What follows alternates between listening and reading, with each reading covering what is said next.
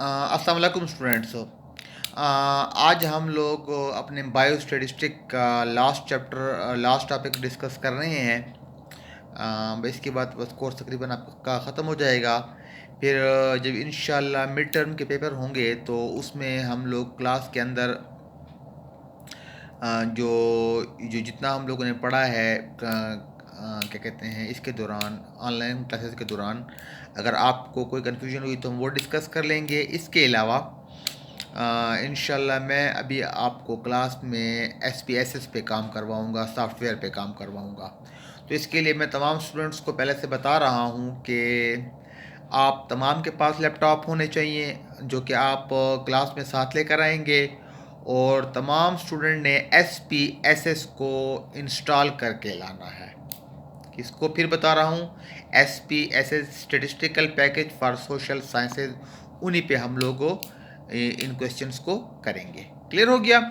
तो आज का जो हमारा टॉपिक है वो है chi square test of independence. Chi square test of independence के लिए पहले तो हमें कॉन्टिजेंसी टेबल का होना ज़रूरी है। अब कॉन्टिजेंसी टेबल क्या है देखें।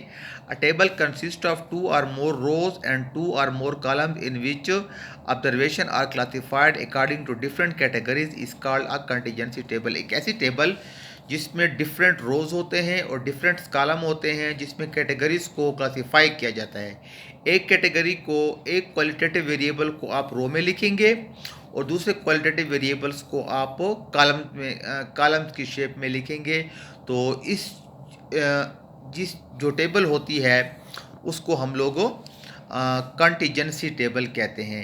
इसका जो ऑर्डर होता है वो हमारे पास R क्रॉस C होगा, मींस रो क्रॉस कॉलम होगा।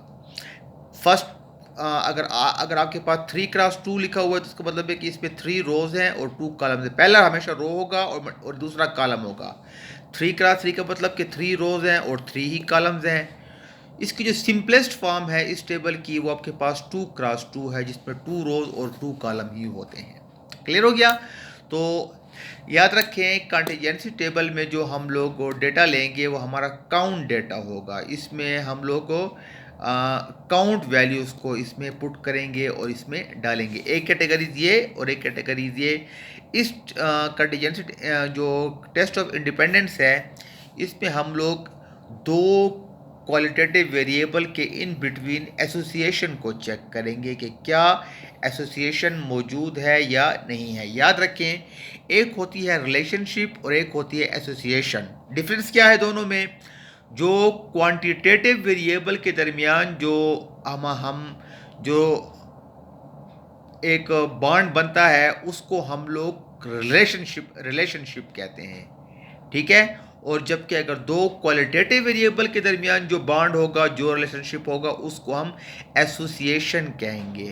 क्लियर हो गया? तो बहरहाल मैं आप लोगों को जो क्वेश्चन करवाऊंगा वो मैं आपको सिंपल इसमें 2 क्रॉस 2 पे ही क्वेश्चन करवाऊंगा, इससे ज़्यादा नहीं चलते। ठीक है? तो इसका हाइपोथेसिस देखें, इसका chi square test of independence for 2 cross 2 table, इसका एक ही हाइपोथेसिस है, वो भी 2 टेल टेस्ट में होता है। ठीक है? और वही है इसका हाइपोथेसिस है। इसमें 2 3 3 हाइपोथेसिस नहीं है। कौन कौन से इसके हाइपोथेसिस बनते हैं? पहले स्टेप इसका हाइपोथेसिस होगा H0 variables are independent versus H1 variables are dependent, या आप इसको नॉट इंडिपेंडेंट भी कह सकती हैं।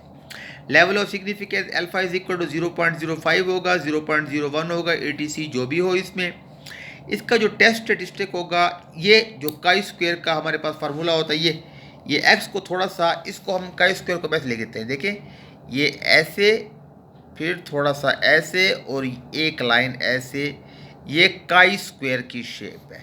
ठीक है? इसको हम लोग लिखते हैं काई स्क्वायर। ठीक है?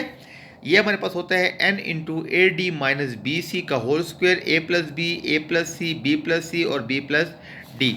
इसमें हमारे पास देखें ये शेप होती है हमारे पास, ये 2 रोज होंगे और दो रोज होंगे और 2 ही कॉलम होंगे।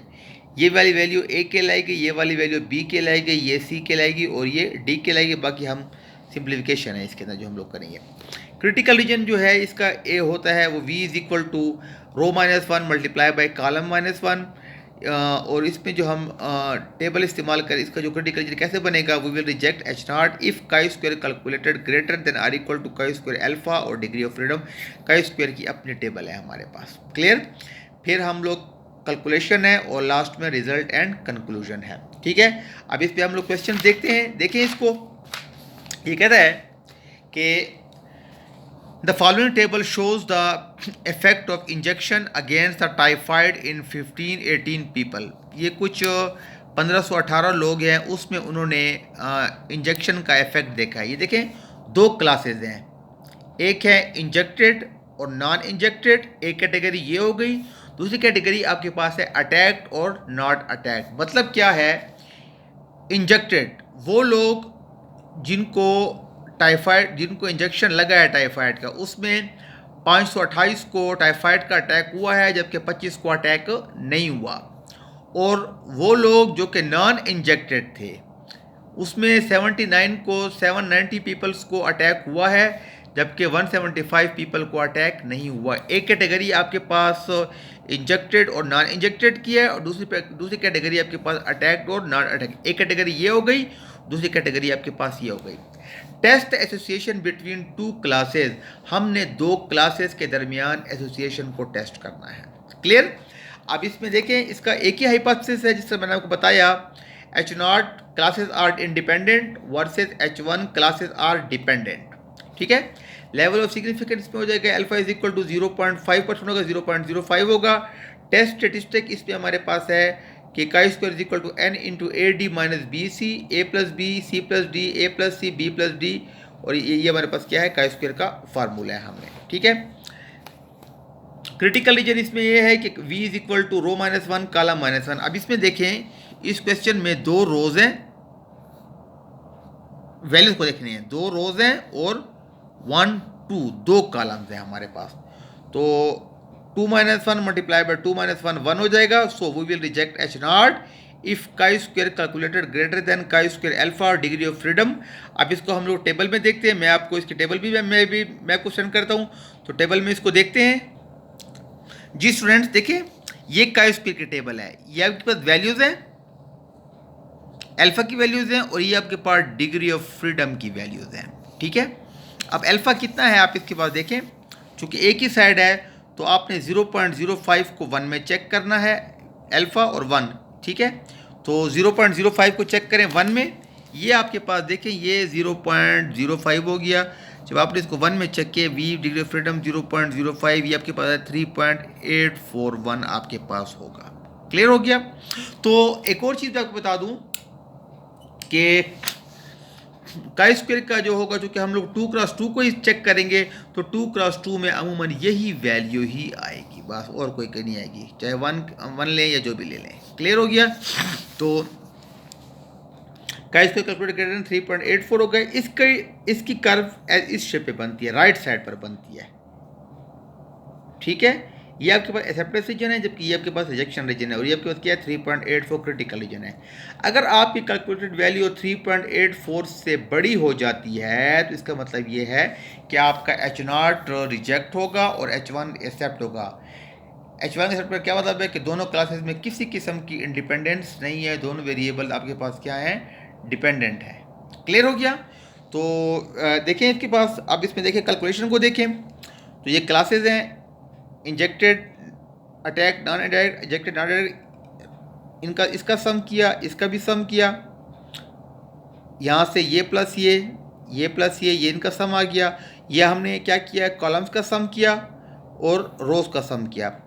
इसका सम भी 1518 आता है और यहाँ से सम भी 1518 आता है। अब इसमें देखें, ये वाली वैल्यू होगी, ये आपके पास A होगी, ये वाली वैल्यू आपके पास B होगी, ये वाली वैल्यू C कहलाएगी, ये आपके पास D कहलाएगी। ये क्या है आपके पास, ये आपके पास सम आ रहा है A प्लस C का सम आ रहा है, ये आपके पास क्या आ रहा है, B प्लस D का सम आ रहा है आपके पास।